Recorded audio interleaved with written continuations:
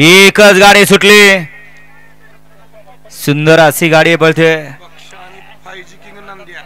पक्ष आणि 5G king नंद्याची गाडी, एकच गाडी पळते. ज्या मालकाने या बैलगाडी शर्यतीत नाव अजरामर केलं, गोरगरिबांचा वाली म्हणून ज्यांना संबोधलं जायचं, असे स्वर्गीय पंढरीशेठ जगन फडके विगर पनवेलकरांचा व्हाईट गोल्ड पक्ष आणि या पक्षाचं निर्वाद वर्चस्व.